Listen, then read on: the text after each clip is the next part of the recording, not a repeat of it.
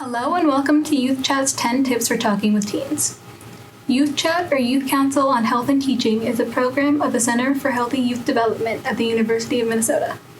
YouthCHAT educators like myself act as patients in a simulated clinical interview with pediatric medical residents.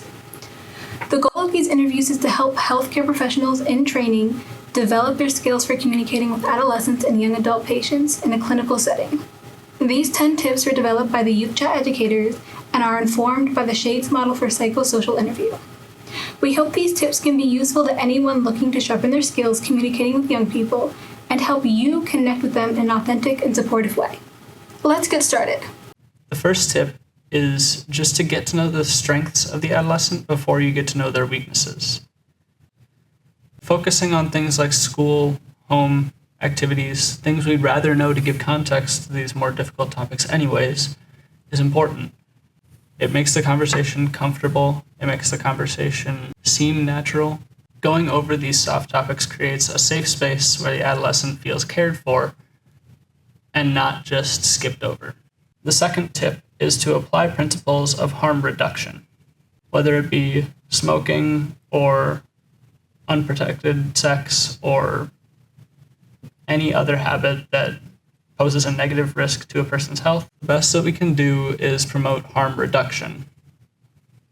So first principle of that is just being kind. Avoid shaming for these habits. It's important that the young person feels open talking about this with their provider.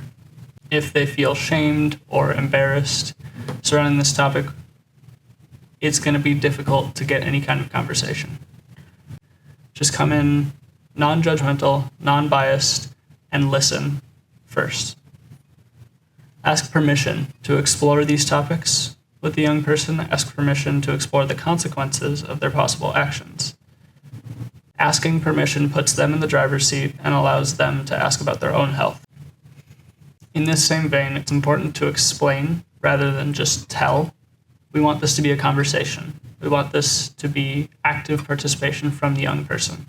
Sometimes just talking about it is enough. Putting it into words makes it a bit easier. A very basic example of something that we might see is an adolescent having sex.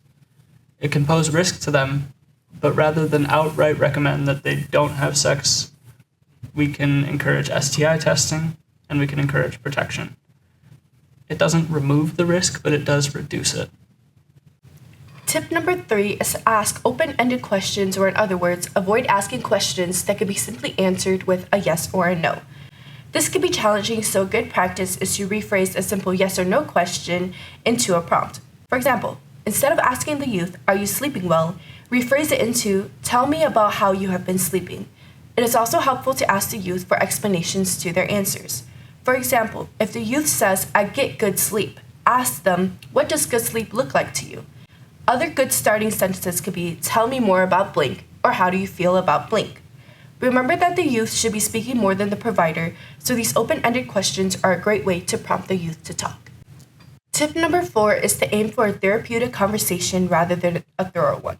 It is tempting to want to get through all of the questions, but if it seems like the youth is really wanting to talk about a certain topic, like friendships, for example, it is okay to dive deeper into that, even though everything else may not be covered or discussed by the end of the conversation. Disclosure is not the goal. The goal of these conversations is to create a safe and supportive space in which the youth is comfortable to share. Tip number 5 is to embrace the silence. It is okay to pause and give a little more time for the youth to share. This is especially important for youth who are shy or not really engaging in the conversation. Practicing this tip can look like waiting 5 seconds after asking a question before following up with other questions if the youth decides not to speak. Again, the youth should be the main speaker in leading the conversation. So as a provider, it is important for you to be comfortable in silence, as the silence allows the youth to think and reflect while encouraging them to talk. Another great way for connecting with teens is to mirror the language that the young person is using and reflect their values when possible. Imagine a young person comes into the clinic and says something like this: "I'm feeling just so confused and burned out, but I'm not depressed. I don't know. I just feel crazy, but I'm not crazy. I just don't know." Pause. How would you respond to this? clear that this young person is feeling frustrated and confused, but it's not the most clear or concise language, which is okay. Casual language is a sign of comfort. Don't let this confuse or scare you away if they throw in some unknown slang words or confusing TikTok phrases that you're not familiar with. Be honest if you don't understand something, but also don't pick on the young person for choosing those words or make fun of them for it. A way to reflect on this young person's statement would be, yeah, I hear you. From what you're telling me, I can gather you're feeling drained and maybe not like yourself. Would you agree with that? This reflection using their language truly shows you're not there to critique their grammar or dismiss their casual language, but that you can meet them where they are and take it from there. Be non-judgmental. Non-judgment means non-reactive. Be aware of your personal and cultural biases. Imagine a young person comes in to your clinic and they say this: I've been vaping and I know it's so bad and cringe and waste of money, but I literally cannot quit. So, pause. Think about this young person's statement. How would you respond to this? Take in statements like this with neutrality. While practitioners are well aware of the dangers of this behavior, so is the young person. They are in a crucial position of realizing that the behavior needs to change, so now is not the time for a lecture. Listen. Ask them if their friends vape. Ask why they want to quit, and ask how you can support this choice.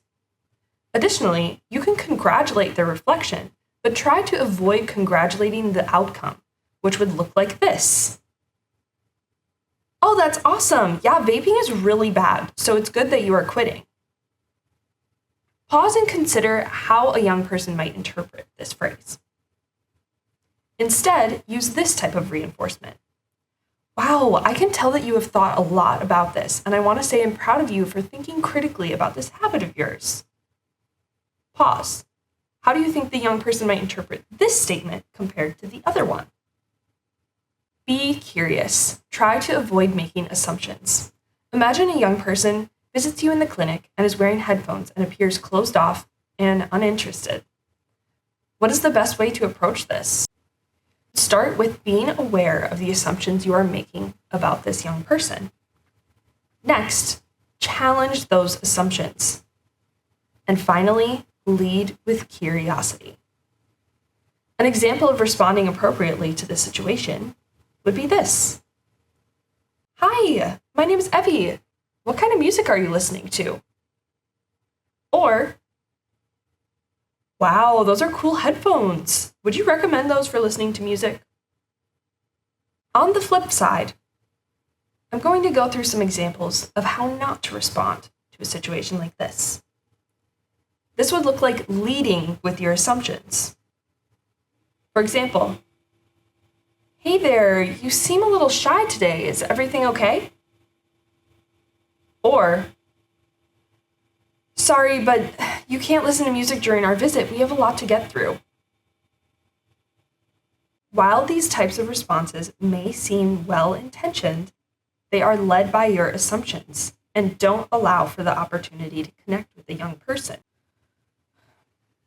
Approaching a young person this way sets the tone for the meeting and initially shows them that you have a clear idea of what this young person thinks and feels without caring to get to know them.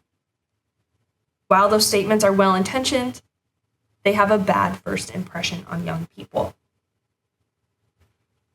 Tip number 9. One of the more effective ways to build trust and motivate teens is to praise their effort, not just the outcome. This might sound like a small shift, but it can make a world of difference. Let's say the teen tells you they've been working really hard in school, but their grades are still just okay. It might be tempting to say something like, that's good, but maybe you can try for a better grade next time. But that actually focuses on the result, not the work they put in.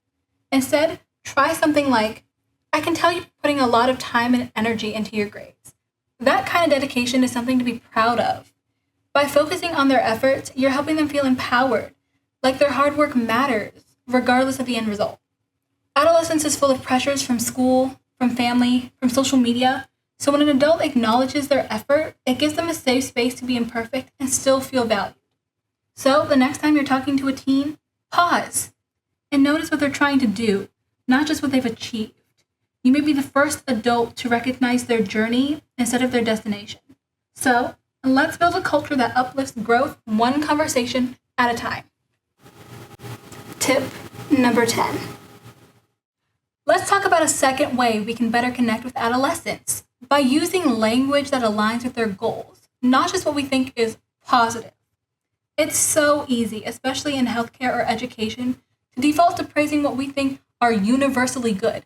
You lost weight? Wow. You're not dating anyone? That's smart. Wow, you're really into science? You'll go far. But sometimes what we think is praise doesn't actually land well.